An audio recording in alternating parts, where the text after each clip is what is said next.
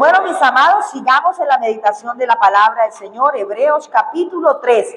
Hemos estado allí, esta porción de la palabra es muy, como toda ella, muy rica, y entre más la leemos y nos introducimos en ella, pues más encontramos. La palabra del Señor es como quien busca perlas. Las perlas no están flotando en la parte externa, o no afloran a la superficie, sino que están en las profundidades. Y por eso nosotros debemos interesarnos por profundizar en la palabra del Señor, tener ese deseo y ese anhelo de hacerlo. Y por eso nosotros recibimos del Señor la orden de que escudriñemos las Escrituras. Escudriñar es ir mucho más allá, no quedarme simplemente con lo que trato de entender a rápida lectura, sino que yo me introduzco y quiero saber y conocer las profundidades de la palabra del Señor. Así que la semana pasada les hablé de la segunda advertencia que aparece en este relato de las Escrituras, y es la advertencia del peligro de ser infieles,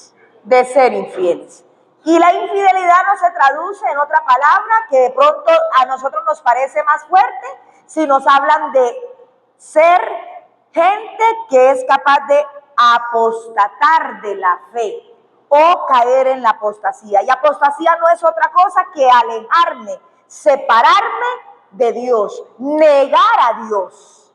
En otras palabras, rebelarme contra Dios. Eso es igual a apostasía. Y estuvimos tocando un poco el versículo 12 del capítulo 3. Y hoy vamos a darle la continuación, porque lo que vimos en el versículo 12 de ese capítulo 3 es ese peligro de ser infieles, de apostatar contra la verdad de Cristo. Pero también nosotros estamos recurriendo al consejo que nos da Hebreos, y es que tengamos cuidado, eso lo vimos la semana pasada, descubriendo lo fácil que es que podamos nosotros alejarnos del Señor. Entonces hay el primer consejo, o el primer llamado para nosotros, y es que tengamos cuidado, porque las Escrituras nos advierten contra la apostasía personal. Esto es un ejercicio personal, esta es una decisión personal. Cada quien decide estar o finalmente decide alejarse, apartarse del Señor. Y el versículo 12 dice así: mirad, hermanos, que no haya en ninguno de vosotros corazón malo de incredulidad, para apartarse del Dios vivo. Esa es la verdad. La incredulidad es exactamente la decisión de la infidelidad. Hablamos la semana pasada que la relación con el Señor es tan similar, y Él mismo la usa en la palabra suya, en la relación que hay entre esposos, entre pareja, y debe establecerse una relación de fidelidad hasta el final. Y nosotros con el Señor debemos establecer una relación de fidelidad con el Señor hasta el final. No tiene otra forma de ver. Quien se casa, dijimos, le da ¿qué? Fin a su soltería. Y el que establece una relación con el Señor para ser salvo, le da fin a una vida de pecado y establece una vida de fidelidad con el Señor. Hoy vamos a seguir. Si bien la palabra nos habló la semana pasada de todo lo que significa el apostatar contra la verdad o contra la relación con el Señor, hoy vamos a ver el segundo aspecto en el cual nosotros debemos cuidarnos, y es que nosotros nos cuidamos de serle infiel al Señor cuando practicamos la fe o vivimos la fe hasta el final. El versículo que vamos a leer es el versículo 14, pero luego leeremos el versículo 13. ¿Y por qué no leí primero el 13 y luego el 14? Porque es que de acuerdo a la aplicación que le vamos a dar, yo no podría hacer lo que se hace en el versículo 13 sin primero asegurarme de lo que dice en lo personal en el versículo 14. Entonces, para que no tengamos esa disyuntiva allí, yo quiero que leamos versículo 12 en adelante hasta que terminemos el capítulo 3 y luego avanzaremos en el 4. ¿Están listos para leer la palabra del Señor? En voz alta, por favor, dice: mirad, hermanos, que no haya en ninguno de vosotros corazón malo de incredulidad para apartarse del Dios vivo. Antes, exhortados los unos a los otros cada día, entre tanto que se dice hoy, para que ninguno de vosotros se endurezca por el engaño del pecado, porque somos hechos participantes de Cristo, con tal que retengamos firme hasta el fin nuestra confianza del principio. Entre tanto que se dice, si oyereis hoy su voz, no endurezcáis vuestros corazones como en la provocación. ¿Quiénes fueron los que, habiendo oído, le provocaron? ¿No fueron todos los que saliendo de Egipto por mano de Moisés? ¿Y con quiénes estuvo él disgustado 40 años? ¿No fue con los que pecaron, cuyos cuerpos cayeron en el desierto? Y a quienes juró que no entrarían en su reposo, sino a aquellos que desobedecieron. Y vemos que no pudieron entrar a causa de incredulidad. Dejémoslo hasta allí. Les dije que no voy a tomar inicialmente el versículo 13, sino que voy a ir al 14 y luego nos devolveremos al versículo 13. El versículo 14 específicamente dice: porque somos hechos participantes de Cristo, con tal que retengamos firmes hasta el fin nuestra confianza del principio. Una de las maneras como nosotros nos guardamos y nos cuidamos de no faltar al Señor, de no caer en infidelidad con el Señor, es exactamente determinarnos a practicar la fe hasta el final. Muchos, mis amados, empiezan el camino de la fe, pero no terminan. No lo terminan. Muchos empiezan a dar un recorrido y definitivamente después de que el camino se les hace un poco más difícil, un poco más estrecho, porque finalmente la palabra del Señor dice de manera clara que cómo es el camino por donde tenemos que entrar. Es amplio o es angosto. Y la puerta por donde tenemos que introducirnos en Cristo Jesús, ¿cómo es? Estrecha. ¿Y cuántos son los que transitan por él? Pocos. En cambio, el camino del mal y del pecado, ¿cómo es? Ancho, lo suficientemente ancho. ¿Y la puerta cómo es? Un portón. ¿Y cuántos transitan por él? Muchos, muchos. Amados, tenemos que recordar que ser infiel es mucho más fácil que ser fiel. Ser infiel es muy fácil, hermano, muy fácil. Solo basta con que no queramos obedecer a Dios. Solo basta con que no queramos obedecer su palabra. Con eso ya somos infieles. Y por eso es tan fácil el tema de la infidelidad, pero tan grave y tan peligroso que podamos caer en ella. Mis amados, yo les decía ya hace un tiempo que el cristianismo no es un paseo. El cristianismo no es un paseo. El cristianismo es una carrera demandante. Estamos de paseo por la tierra. Estamos de paso, si pudiéramos decir. Estamos de paso por esta tierra. Pero el reino de los cielos es toda una carrera. Y así lo compara la palabra del Señor. Así que nosotros debemos entender que no gana o no gana el premio el que empieza la carrera, sino el que ¿qué? El que termina la carrera. El que se atreve a permanecer hasta el final. Y en este versículo lo que estamos mirando es que hay un condicional. Nosotros somos participantes de Cristo con tal que retengamos firme hasta el fin nuestra confianza en Él. Esto se trata, mis amados, de permanecer, de constancia, de perseverancia. Muchachos, no es de emoción. Hoy tengo ganas de seguir al Señor, pero mañana no. No, esto es de permanecer en el Señor por siempre. Así que esta porción de Hebreos nos describe el contraste específico, hablando de los que venían, en el relato del pueblo de Israel, hay un contraste de los que están en la fe y de los que están caminando en incredulidad. La fe en Dios, hermanos, es un camino. Dígale que está a su lado con toda firmeza. Esto es un camino, mi hermano. Esto es un camino. No son solo momentos o encuentros fugaces. La fe no es eso.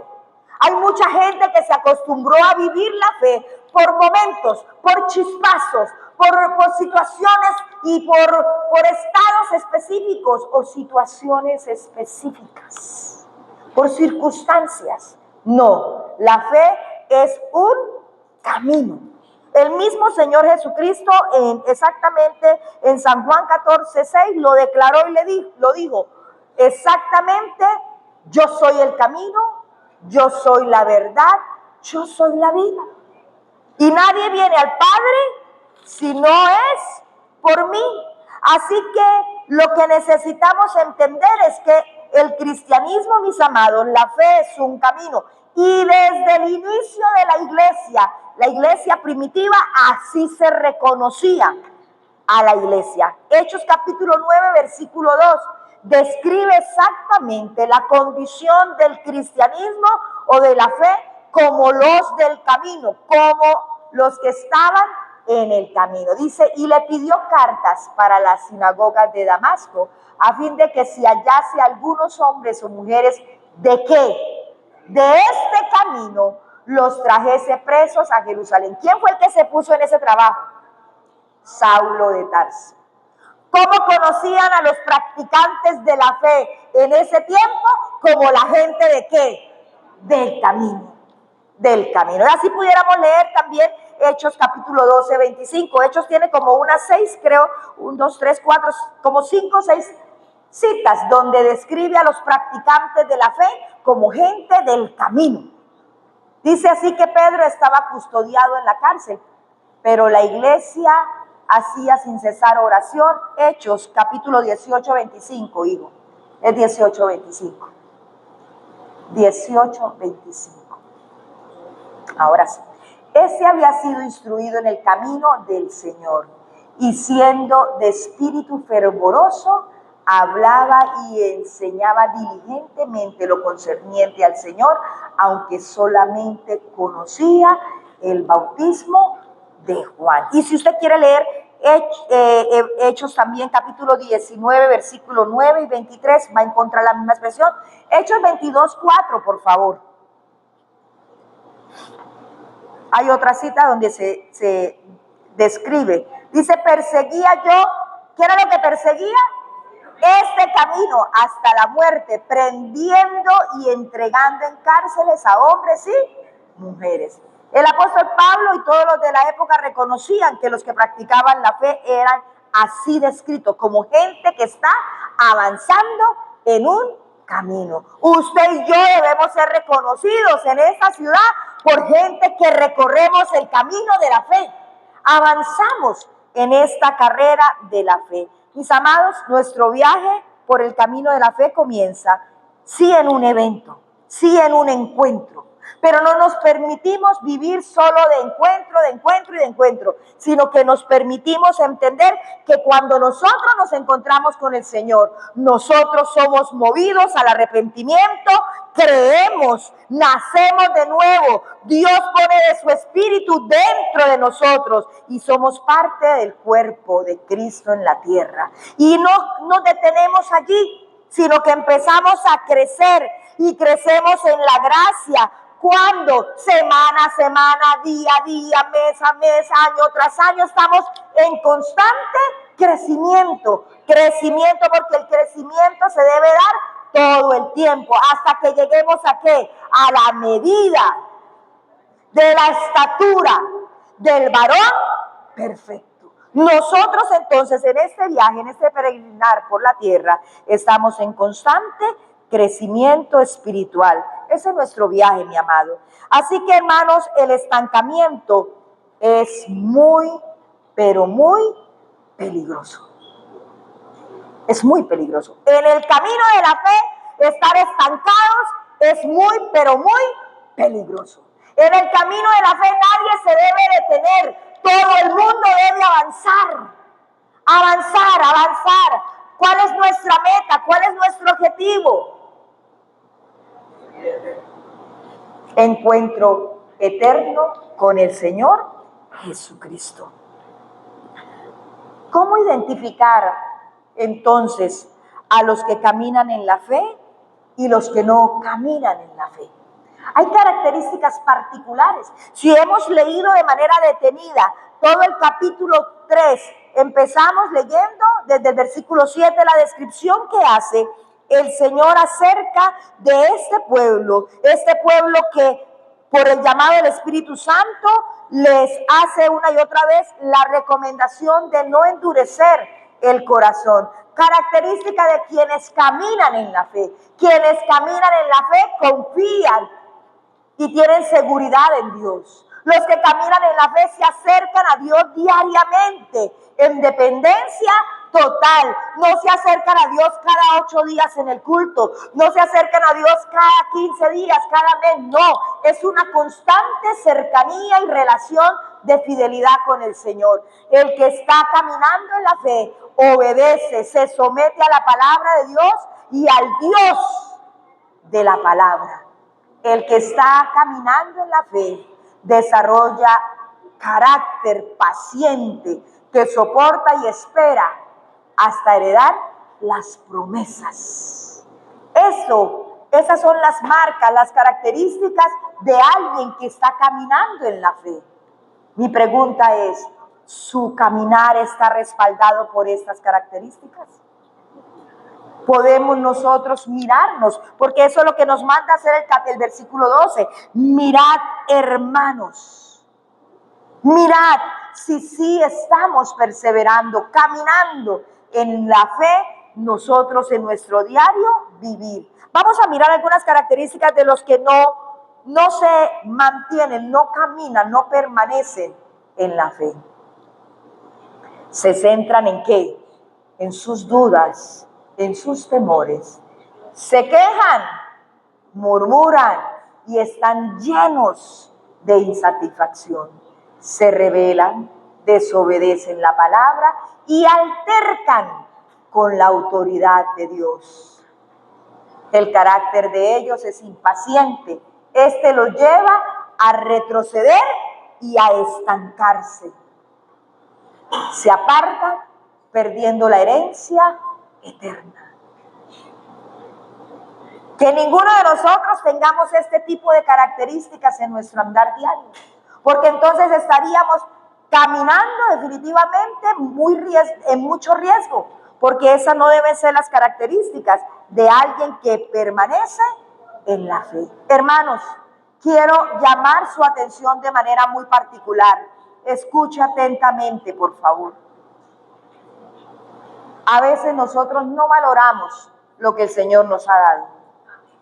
Muchas veces no valoramos lo que el Señor nos ha dado. Es más, en la vida real creo que hay mucha gente que no valora los detalles ni los regalos que recibe. Yo sí lo valoro, pastora. Amén. A mí me regalaron este bolso en diciembre. Gloria a Dios.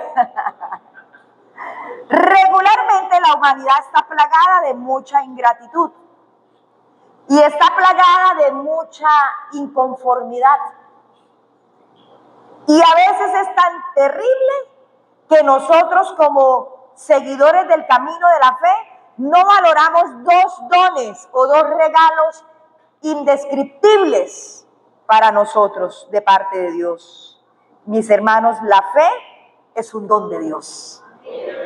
La fe es un don de Dios. La gracia es el regalo de Dios para nosotros también. Y muchas veces nosotros pareciera que eso no nos importa. Como que la fe es un accesorio más. La fe es algo que bueno, ahí está. No, hermanos, la fe hay que abrazarla, hay que valorarla, hay que cuidarla porque es un regalo del mismo cielo para nosotros.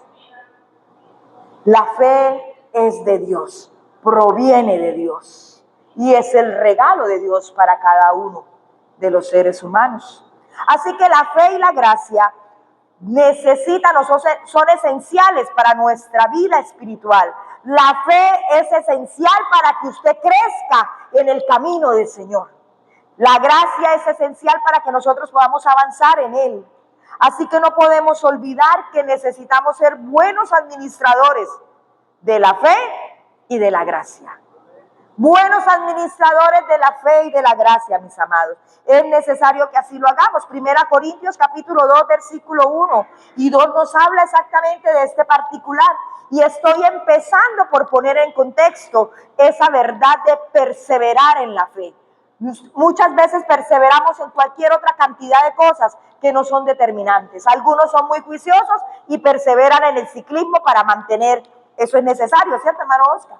Bueno, saca su tiempo. Algunos lo hacen con el gimnasio, otros lo hacen con las dietas, otros lo hacen con una cantidad de prácticas que tienen para tener una calidad de vida, amados. Pero la fe no podemos tratarla menos que cualquier otra cosa que tengamos en la tierra. ¿Qué dice 1 Corintios capítulo 2, versículo 1 al 2? 1 Corintios capítulo 1 y 2, por favor. Capítulo 2, perdón. Y leemos el versículo 1 y 2. Es un llamado a que nosotros tengamos en cuenta esa verdad o esos privilegios que tenemos en Cristo. Dice así que, hermanos, cuando fui a vosotros para anunciaros el testimonio de Dios, no fui con excelencia de palabras o de sabiduría, pues me propuse, yo creo que entonces deme 2 Corintios, tal vez yo equivoqué, porque este no es. Oh, gloria a Dios. Ya le digo si es.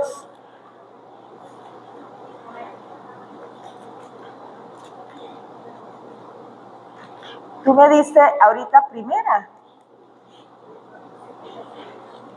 Oh, yo equivoqué entonces la cita.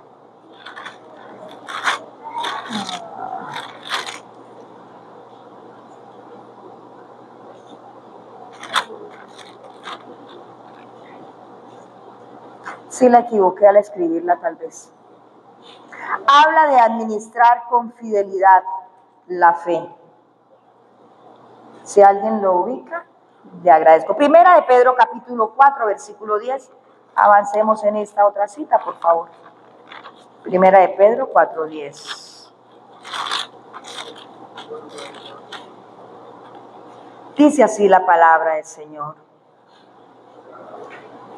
Cada uno, según el don que ha recibido, ministrelo a los otros, como buenos administradores de la multiforme gracia de Dios. Nosotros somos llamados a administrar el don de Dios, la fe y la gracia con responsabilidad, de manera que podamos nosotros beneficiarnos, pero a la vez beneficiar a otros, porque nosotros no estamos en este camino solos, sino que todos hacemos parte de un mismo cuerpo, teniendo cuidado de no recibir la gracia de manera vana, de manera irresponsable. Gálatas capítulo 5, versículo 4.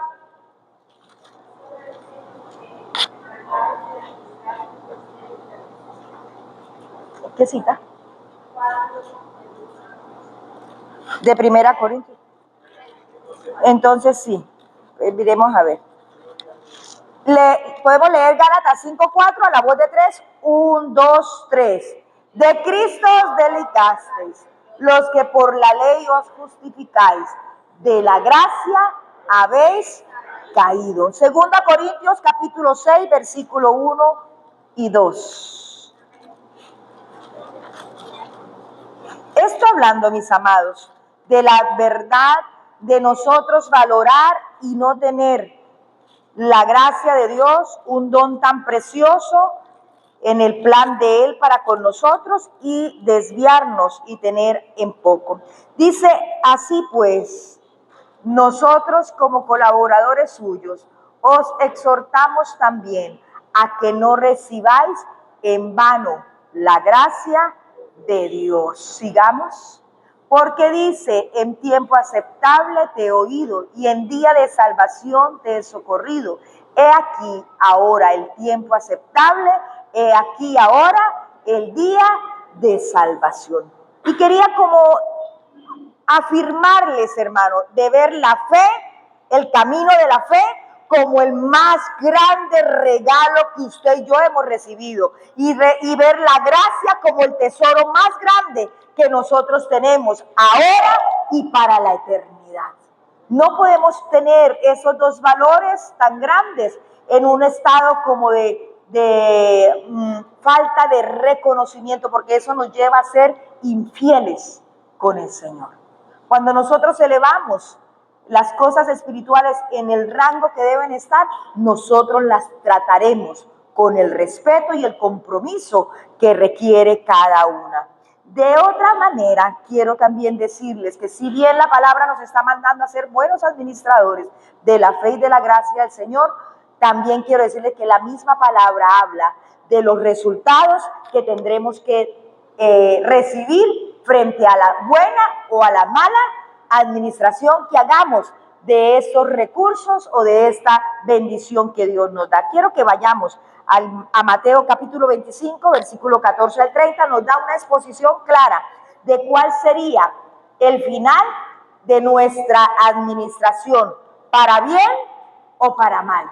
¿Cómo administramos las cosas del reino de Dios? Las cosas espirituales, la vida espiritual, cómo la administramos, tendrá un desenlace final. Dice así la palabra del Señor, Mateo capítulo 25, versículo 14 al 30, Emanuelito. Hay dos resultados finales acerca de nuestra mayordomía. Dice, porque el reino de los cielos, escuche, el reino de los cielos, ese es un tema que estamos llevando los domingos. El reino de los cielos es como un hombre que yendo lejos llamó a sus siervos y les entregó sus bienes. A uno le dio 5 talentos, a otros 2 y a otro 1, a cada uno conforme a su capacidad, y luego se fue lejos. Y el que había recibido 5 talentos fue y negoció con ellos y ganó otros 5 talentos. Asimismo, el que había recibido 2 ganó también otros 2. Pero el que había recibido 1 fue y cavó en la tierra y escondió el dinero de su señor.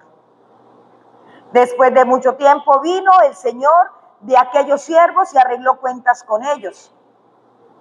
Y llegando el que había recibido 5 talentos, trajo otros 5 talentos, diciendo, Señor, 5 talentos me entregaste, aquí tienes, he ganado otros 5 talentos sobre ellos.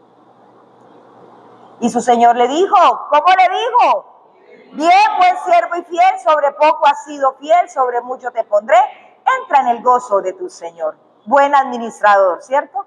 Llegando también el que había recibido 2 talentos, dijo, Señor, 2 talentos me entregaste, aquí tienes, he ganado otros 2 talentos sobre ellos. Su señor, ¿qué le dijo? Bien, buen siervo y fiel, sobre poco has sido fiel, sobre mucho te pondré. Entra en el gozo de tu señor. Un excelente administrador también. Pero llegando también el que había recibido 1 talento, dijo, Señor, te conocía que eres hombre duro, que ciegas donde no sembraste y recoges donde no esparciste. Por lo cual tuve miedo y fui y escondí tu talento en la tierra. Aquí tienes lo que es tuyo. Respondiendo su señor le dijo, siervo malo y negligente, sabías que ciego donde no sembré y que recojo donde no esparcí. Por tanto debías haber dado mi dinero a los banqueros y al venir yo hubiera recibido lo que es mío con los intereses. Quitarle pues el talento y darlo al que tiene 10 talentos, porque al que tiene le será dado y tendrá más, y al que no tiene aún lo que tiene le será quitado. Y al siervo inútil echarle en las tinieblas de afuera, y allí será el lloro y el crujir de dientes. ¿Cuál es el fin de ese administrador? ¿Bueno o malo? Muy malo. Y pésima la situación de él. Así que 2 resultados finales de nuestra mayordomía podríamos recibir. Una de las 2. No podemos recibir media y media. Una de las 2. Mis amados, entendiendo esta verdad, entendiendo que necesitamos hacerle frente de manera responsable a nuestra vida. En el versículo 12 se está tratando la verdad de la infidelidad, de cómo la infidelidad es pecado y cómo el pecado endurece el corazón del que peca. ¿Cuál es el remedio? ¿Cuál es el remedio? Versículo 13. Versículo 13. Antes de avanzar al remedio, voy a hablarles exactamente de esa realidad o del problema. Versículo 13 está tratando exactamente qué es lo que se debe hacer cuando nosotros observamos que un hermano está con el corazón malo de incredulidad para apartarse del Dios vivo. ¿Qué dice el versículo 13? 1, 2, 3. Antes exhortados los unos a los otros, cada día, entre tanto que se dice hoy, para que ninguno de vosotros se endurezca por el engaño del pecado. Hermanos, el tema está que frente a ese descubrimiento de dureza del corazón, la solución viene siendo que nos exhortemos los unos a los otros. ¿Por qué nos tenemos que exhortar los unos a los otros? Porque hay un problema, y el problema lo leyó el hermano Reinaldo cuando inició el culto en el capítulo 95 del libro de los Salmos. Y en el versículo 10 está exactamente descrito el problema del corazón de los hombres. El versículo 10 de ese capítulo 3 dice: a causa de lo cual me disgusté contra esa generación y dije, ¿cómo dice el Señor? ¿Cómo los describe a ellos en el versículo 10? Emanuelito, versículo 10 del capítulo 3, por favor. Mire cómo los describe el Señor, a los infieles. Mire cuál es la forma de vivir de los infieles. Después de los 2 puntos donde dice, y dije, siempre andan vagando en su corazón y no han conocido mis caminos. Se estaba refiriendo al pueblo de Israel. El pueblo de Israel una y otra vez, frente a las situaciones de la vida cotidiana, ellos caían con mucha facilidad en la desconfianza, en la incertidumbre y en darle la espalda al Señor. Yo me devolví a leer hoy el libro de Éxodo y es asombrosa la manera como el pueblo de Israel una y otra vez parecía que no podían reconocer al Dios que tenían. Una y otra vez salieron de Egipto porque clamaban y lloraban por su condición. Estaban en extrema esclavitud, en extremo quebranto por el maltrato que les daban. Recuerden que cuando el Señor se le apareció a Moisés, le dijo, he oído el clamor del pueblo. Claman y gimen y yo quiero libertarlos. Así que llama a Moisés y va Moisés. Y dice las Escrituras que cuando Moisés se presentó a Faraón, lo que hizo Faraón fue ponerle ¿qué? Más carga, los subyugaba. Si antes tenían carga, ahora tenían mucha más carga. En uno de los ayunos tuvimos un tiempo muy bonito, o no sé, fue un culto de oración cuando nos hablaban del tema de la paja. Cómo la paja era necesaria también para hacer los ladrillos o los adobes, porque eso le daba consistencia y ya no necesitaban tanto material. En fin, ya ni eso les daban, ya la presión era superior. Pero cuando ya ellos estaban en libertad y vieron que el faraón y su gente de a caballo, sus carruajes, guerreros venían detrás de ellos, de una vez, ¿cómo se sintieron ellos? Ya habían olvidado todo lo que Dios había hecho para sacarlos. No fue de la noche a la mañana que lo sacó, sucedieron muchas cosas milagrosas, pero frente a un mar y frente a los enemigos detrás, ya ellos ¿qué? No reconocían los caminos de su Señor. Ahora pasan el mar en seco. Y cuando llegaron al punto y no encontraron agua dulce, ¿qué hicieron? Otra vez no reconocían el camino de su Señor. Y luego avanzaron y no encontraron comida. Y entonces nuevamente, ¿qué fue lo que dijeron? Nos vamos a morir de hambre. Y otra vez no podían reconocer que Dios les había abierto el mar, que Dios les había hecho esto y eso. Y luego otra vez, cuando ya se cansaron de comer el mejor pan del mundo mundial, el pan del cielo, el maná, volvieron a tener hambre y ya volvieron y no reconocían a Dios. Una y otra vez. Mis amados, el corazón que no reconoce a Dios se endurece. Se endurece porque se endurece. Se endurece ante las circunstancias. El pueblo no entendía que era un propósito de Dios llevarlos por el desierto, que era la voluntad de Dios que fueran por el desierto. No era la elección de Moisés, era la voluntad de Dios que marcharan por el desierto. Hermanos, es la voluntad de Dios que avancemos en este mundo que muchas veces se nos pone difícil, pero es la voluntad de Dios. ¿Hemos de desconocer los caminos del Señor? No, no podemos desconocerlo. Ante las circunstancias, mis amados, el pueblo de Israel tenía un corazón que vagaba, iba de aquí para allá y de allá para acá. Cuando entonces vino la sed, ya ellos no pudieron con eso, se desalentaron. Y lo peor del caso, hermanos, escuche lo que le voy a decir. ¿Por qué es tan importante que la forma de protegernos unos a otros es por medio de la exhortación? Es porque si nosotros no nos exhortamos los unos a los otros, podemos caer en desaliento los unos con los otros.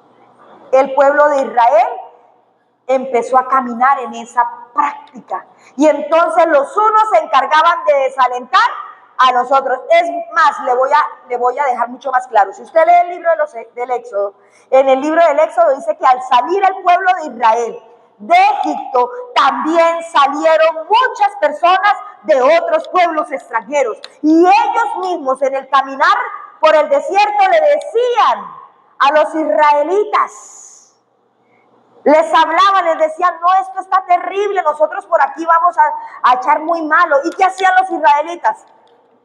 Se desalentaban. Era apenas normal que los que no pertenecían al pueblo de Dios no tuvieran confianza en Dios, pero que el pueblo de Dios no pudiera confiar en Dios es muy terrible. Es muy terrible. Hermanos, yo quiero hablarles exactamente de qué cosas causan desaliento a otros y de qué maneras podemos desalentar a otros. En el caso de Israel, que es el tema que habla Hebreos, lo cita a ellos, causas del desaliento. Escuchen. Y si hay desaliento o causas, nosotros necesitamos trabajar por medio de la exhortación. La exhortación es la medicina. La exhortación es la fórmula perfecta. Mis amados, el gemido y la queja desalienta. La idolatría, que alguien practique otro tipo de fe o que tenga dioses, hermanos, causa desaliento. El codiciar las cosas terrenales causa desaliento. La duda, la oposición y la murmuración causan desaliento. Y esta era la práctica constante del pueblo de Israel. Ante las circunstancias de la cotidianidad, ellos respondían gimiendo o quejándose. Ante cualquier otra situación, entonces ellos decían, no, háganos un becerro o háganos algo para adorar porque el líder está muy ocupado, entonces nosotros vamos a ocuparnos adorando a otro. Y ante cualquier otra situación ellos estaban codiciando, volvían a mirar atrás, terrible, porque ellos lo que decían era, en Egipto nos sentábamos a comer esas holladas de carne, codiciando lo terrenal. Y la duda, la oposición y la murmuración no les hizo falta en el caminar por el desierto. al revés, estaban sobregirados. En eso, hermano, todo eso causa desaliento en el camino de la fe. Ese es el problema. Nuestro corazón que divaga. Nuestro corazón que no es firme y que no es constante. ¿Cuál es la solución entonces? La exhortación unos a otros. En el hebreo, mis hermanos, exhortar viene de la palabra parakaleo. Y parakaleo es usar el lenguaje para alentar fuertemente a otros a hacer las cosas que los beneficiarán en el futuro. Hermanos, necesitamos exhortarnos unos a otros a las buenas obras, unos a otros a caminar firmes en la fe, porque finalmente eso es lo que nos va a ayudar para nosotros poder tener seguridad en lo eterno o en lo futuro. Nosotros necesitamos volver la mirada a la exhortación. Dice que en lugar de que hayan personas que estén con el corazón malo de incredulidad para apartarse de Dios, del Dios vivo, antes que eso suceda, nosotros debemos exhortarnos los unos a los otros. ¿Cada cuánto? ¿Qué dice ahí? La exhortación es cada cuánto. Cada día, hermanos. Cada día nosotros debemos enfocarnos en que todos estemos caminando de una manera correcta. Que cuando usted se encuentre con Juan Manuel, usted sí sabe cómo está Juan Manuel. Bueno, usted le ayude a Juan Manuel a que camine y avance en el Señor. Si Juan Manuel se encuentra con la hermana Ana Mendoza y sabe que la hermana Ana Mendoza anda en dificultades, hermana, vamos para adelante. Lo que la palabra dice, lo que el Señor nos está mandando. Hermanos, nosotros debemos entender la exhortación como una herramienta para poder perseverar firmes en la fe. A la gente no le gusta la exhortación, le tiene pánico a la exhortación. Y lo que yo veo aquí, yo le decía a Ashley, Ali, tremendo, porque mientras nosotros tenemos una visión de la exhortación como algo pesado, como algo molesto, como algo que no beneficia, el versículo 3 está diciendo que antes nosotros debemos exhortarnos los unos a los otros cada día, entre tanto que se dice hoy, para que ninguno de vosotros se endurezca por el engaño del pecado. Donde no hay exhortación, el engaño del pecado está bien acomodado. Y cada quien vive como ¿qué? Como mejor le parece. Cada quien vive una fe de acuerdo a su deseo. Y cuando nos damos cuenta, nadie está en el camino. Nadie está en el camino. Por eso las Escrituras hablan que son pocos los que transitan por el camino de la fe verdadera. Quiero hablarles, hay una cantidad de citas que yo creo que no vamos a poder leer, o vamos a leer las citas y más bien dejamos el resto de tema para avanzar el próximo miércoles. Nosotros no tenemos afán de terminar Hebreos, ¿cierto que no? Vamos un paso a la vez y eso está mejor. Amados, así como las Escrituras nos dio tanto respaldo al peligro de la infidelidad al Señor, las Escrituras también mencionan muchas veces el beneficio de la exhortación. El beneficio de la exhortación. La exhortación es amonestar, pero la exhortación también es rogar, es suplicar, es implorar, es llamar, es convocar, es consolar, es animar, es fortalecer, es instruir y es enseñar a otros frente a cosas que necesitan abrazar para perseverar y a cosas que necesita renunciar para poder perseverar. Vamos a leer las Escrituras. El apóstol Pablo hizo mucha mención de la verdad y del beneficio de la exhortación. El apóstol Pedro también usó mucho esa verdad de la exhortación, y también Judas, el hermano de nuestro Señor Jesucristo. Son líderes que resaltaron este valor de la exhortación como una práctica de los que caminan en la fe. ¿Por qué entonces ahora yo toqué primero el versículo 14 de permanecer firmes y luego el versículo 13? Porque nadie que no permanece firme tiene autoridad para poder exhortar a otro. ¿Entendimos por qué toqué primero el 14? Porque nadie que no permanece, como dice el versículo 14, porque somos hechos participantes de Cristo con tal de que retengamos firme hasta el fin nuestra confianza del principio. Bueno, solo cuando yo estoy en esas condiciones, yo puedo ver la necesidad y la urgencia mía, pero también puedo ver la necesidad y la urgencia de nuestros hermanos. Y tengo autoridad espiritual para poder exhortarles, animarles y ayudarles a perseverar en la fe. Leamos entonces Hechos capítulo 14, versículo 22.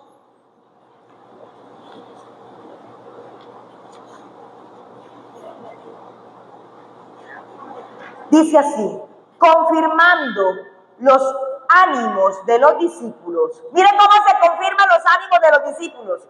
Exhortándoles a que permaneciesen en la fe y diciéndoles: es necesario que a través de muchas tribulaciones entremos en el reino de Dios.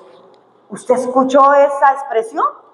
Cualquiera diría: eso no es ninguna voz de ánimo, eso no es ninguna voz de aliento. Así es como se confirman a los verdaderos seguidores de Cristo Jesús, los verdaderos que están caminando en la fe, los que están transitando en el peregrinaje de la vida espiritual, exhortándoles a que permaneciesen en la fe y diciéndoles: es necesario que a través de muchas tribulaciones entremos en el reino de Dios. Uy, no, pastora, así no se anima nadie, así no se convierte nadie, así no permanece nadie en el camino del Señor. Los nuevos se van a ir si nosotros les decimos eso. No, hermanos, los nuevos van a caminar con el Señor y van a perseverar firmes y fieles en el Señor hasta el encuentro con Cristo, porque es necesario que a través de muchas tribulaciones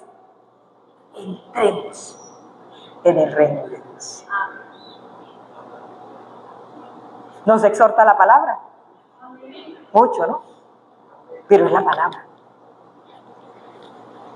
Primera de Tesalonicenses capítulo 4, versículo 1. Por eso es que las Escrituras hay que escudriñarlas. Por eso es que hay que adentrarnos en ella con mucha delicadeza, con mucha profundidad y con mucho amor, para poder descubrir lo que tiene para nosotros. ¿Estamos listos? Dice: por lo demás, hermanos, os rogamos y os exhortamos en el Señor Jesús, que de la manera que aprendisteis de nosotros, como os conviene conduciros y agradar a Dios, así abundéis más y más. ¿Cuál es el llamado? A que nos conduzcamos como conviene y que por medio de ello nosotros así podamos agradar a Dios. Y esa fórmula de conducirnos como conviene y agrademos a Dios nos va a permitir que nosotros abundemos más y más. Está hablando de riquezas espirituales, de carácter, de firmeza y de estabilidad en nuestro ser. Leamos también de Tesalonicenses capítulo 5, versículo 14.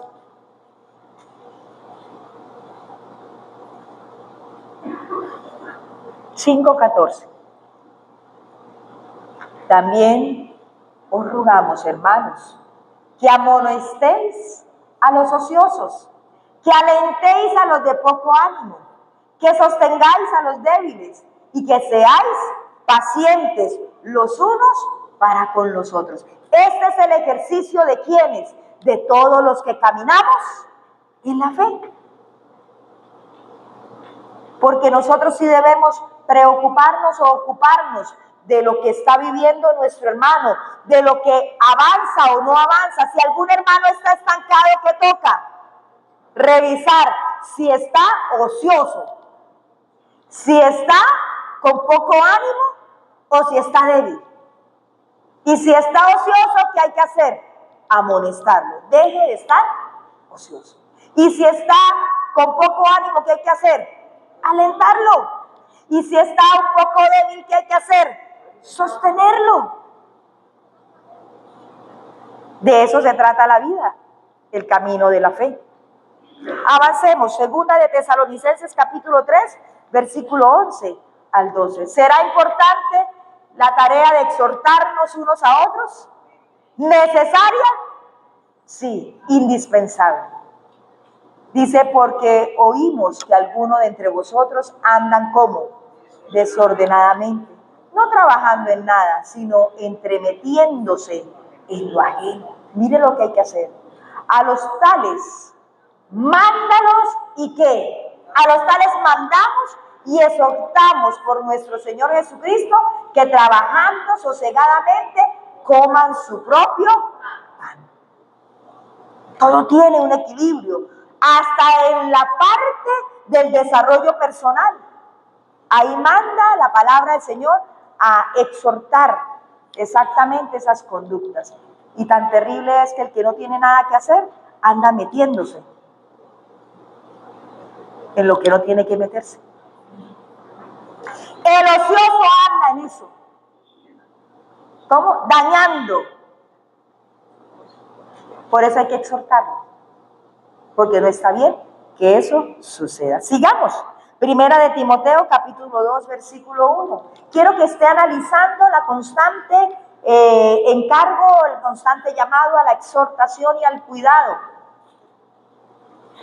¿Qué dice allí? 1, 2, 3.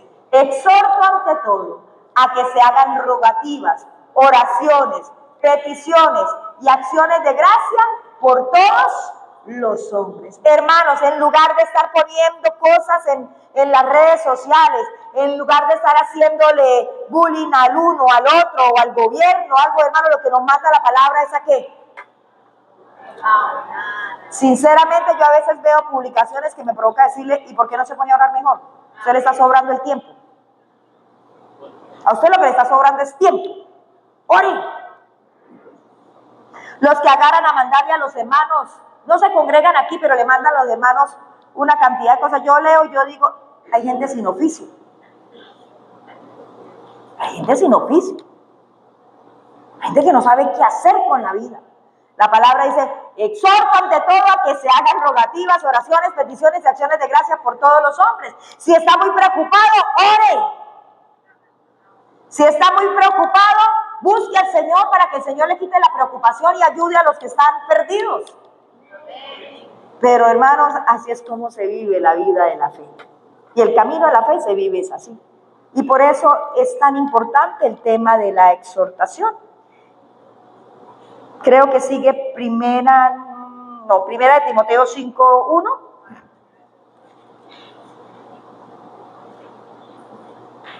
Primera de Timoteo 5:1.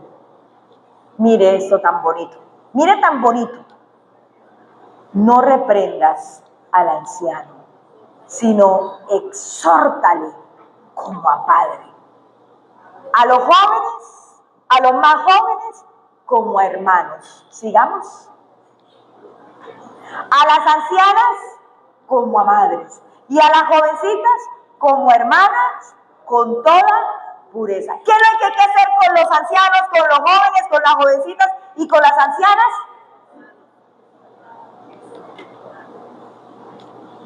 Hay que hacerlo ¿cómo? Con respeto, con amor, con pureza, pero hay que hacerlo. Hermanos, y aquí yo quiero ayudarles un poco en esto. He oído con mucha facilidad, no de ustedes, pero sí que les escriben. ¿Cómo se le ocurre a un muchacho que no sabe qué es ser papá predicarle a los adultos cómo ser papá? Pues hermanos, si está predicando la palabra, puede hacerlo. El apóstol Pablo le predicó a los esposos y a las esposas. Pues bienvenidos, el apóstol Pablo en el registro bíblico no se dice que era casado. ¿Con qué autoridad Pablo le hablaba a los esposos y a las esposas? Con la autoridad de la palabra. Por eso en la misma palabra se le dice a Tito y se le dice a Timoteo que nadie los tenga en poco. Porque es la autoridad de la palabra. Y porque lo que nos ocupa en la exhortación es el principio de la palabra de Dios. No nos ocupamos en exhortarnos en cosas que no sean respecto a la palabra y del camino de la fe.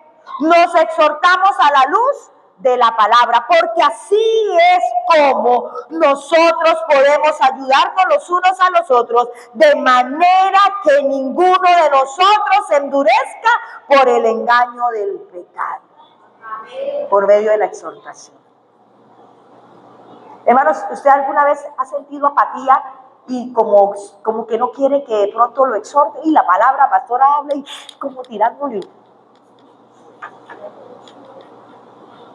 Hermano, es la manera, es la forma, como dice la palabra, que nos guardemos para que el corazón no se endurezca y por esa razón caigamos en el engaño del pecado. ¿Sabe quién no debiera aceptar ni querer la exhortación? Los que no son hijos de Dios. Pero los que son hijos de Dios debiéramos abrazar la exhortación que viene por la palabra, como medicina, como recurso para nuestras vidas.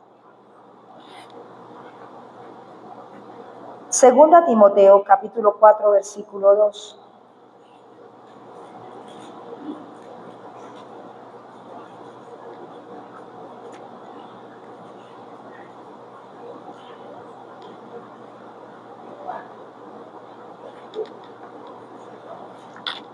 Que prediques la palabra, que instes a tiempo y fuera de tiempo, redarguye, reprende, exhorta con toda paciencia y doctrina. ¿Recuerda qué quería decir exhortación? Exhortación es usar el lenguaje para alentar fuertemente a otros a hacer cosas que los beneficiarán en el inmediato y en el futuro. Eso es un avance o una cobertura grande que tiene el tema de la exhortación. Y por eso Timoteo recibe esa indicación. Judas capítulo 1, versículo 3.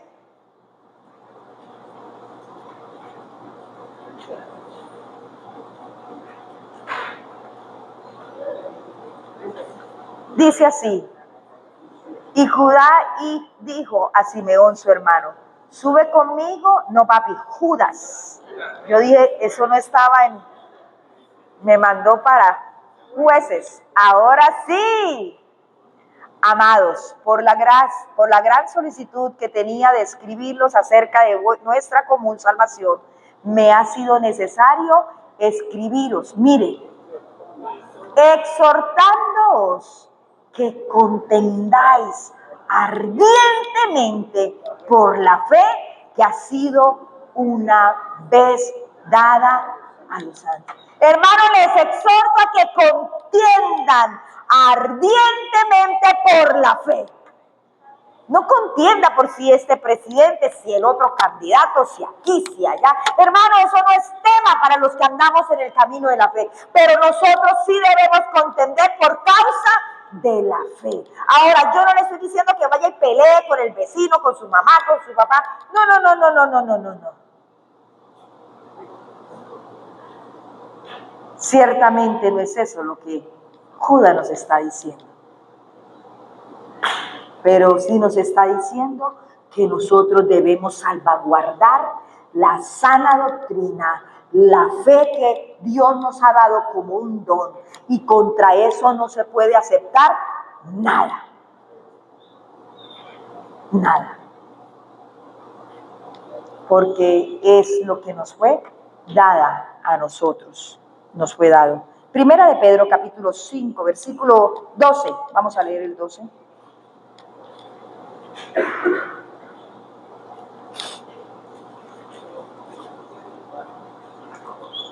Por conducto de Silvano, a quien tengo por hermano fiel, os he escrito brevemente, amonestándoos y testificando que esta es la verdadera gracia de Dios en la cual estáis.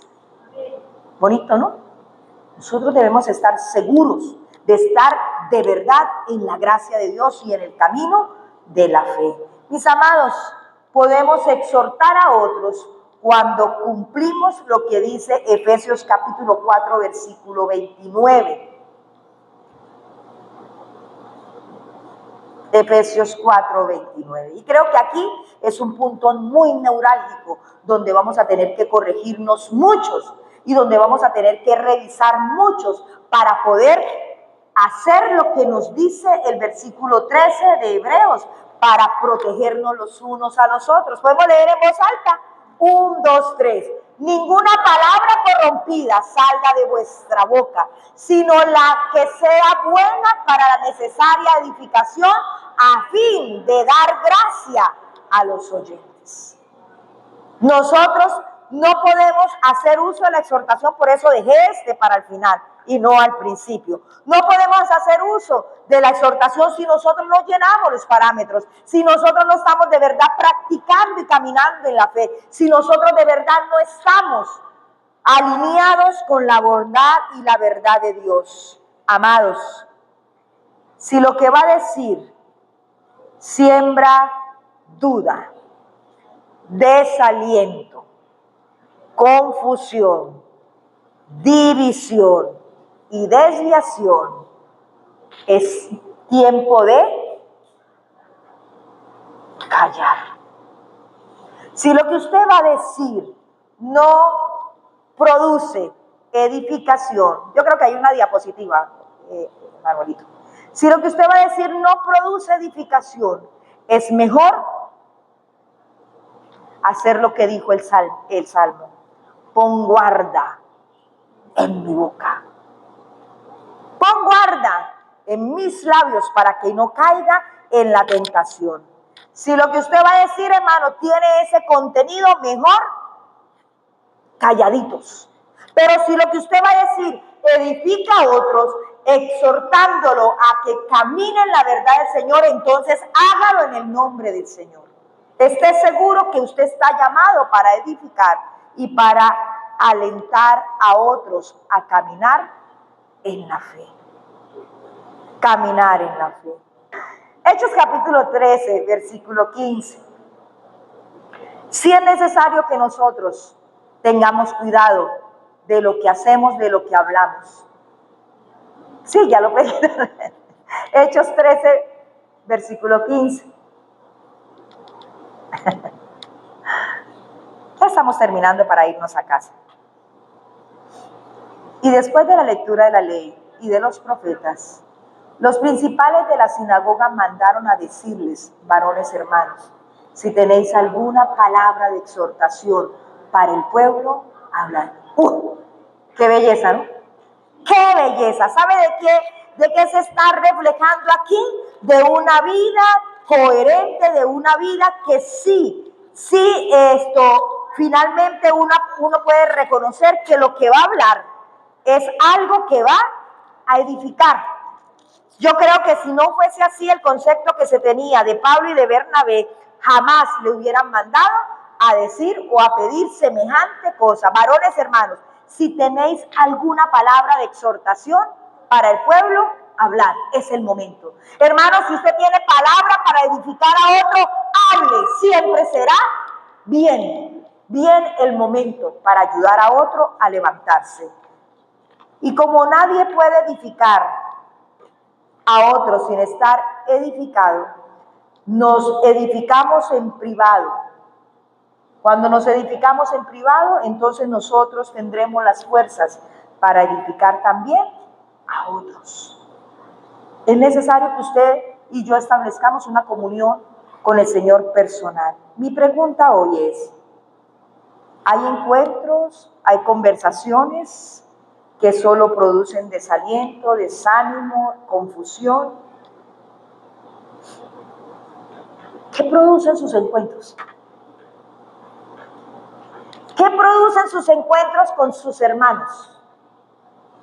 Cuando usted se encuentra en la esquina con un hermano, ¿qué produce ese encuentro en su corazón? El hablar que desarrollan, ¿qué produce? Ánimo, produce edificación o produce preocupación o produce inestabilidad. Mis hermanos, cada quien habla de lo que tiene, de lo que tiene. Usted va a tener que revisar, como dijo el versículo 12, mirad si hay alguno con corazón duro que se apartó de Dios. Y si es así, usted tiene una opción. ¿De qué? De exhortarlo para que no caiga en el engaño del pecado. Pero si no acepta la exhortación, entonces usted va a tener que tomar decisiones firmes. Mis amados, cada quien habla de lo que tiene. Y me encontré esta frase y se la traje para que nos quede como algo que nos mueve. Mejor es encender una vela que maldecir toda la oscuridad. Cuando usted es capaz de exhortar a alguien, usted está encendiendo luz para el otro. Pero cuando usted no es capaz de exhortar, entonces usted se suma a la oscuridad. Y entonces va a tener que entrar en el mismo juego de estar hablando lo que no edifica. Pongámonos en pie, por favor. Vuelva a casa. De aquí a 8 días que nos vamos a volver a encontrar en el tema de Hebreos. No en la iglesia, sino con el tema de Hebreos. Vuelva a leer el versículo 12, 13 y 14. Y dése cuenta de cómo, si bien estamos nadando en muchos peligros, también las Escrituras nos da solución. Ocúpese de crecer usted espiritualmente para que usted pueda ayudar a otros. Crecer, de madurar espiritualmente para que sus palabras, para que sus conversaciones sean conversaciones que honren al Dios del cielo, pero que también edifiquen y fortalezcan a su hermano que tiene al lado. Si no lo hacemos, corremos el riesgo de que el corazón se endurezca. Y si se endurece el corazón, pues el corazón endurecido se aparta del Señor. La próxima semana vamos a hablar exactamente de esa verdad, de lo que ocurre cuando el corazón se endurece. ¿Y cuál es la otra recomendación que nos está dando esta porción de la palabra?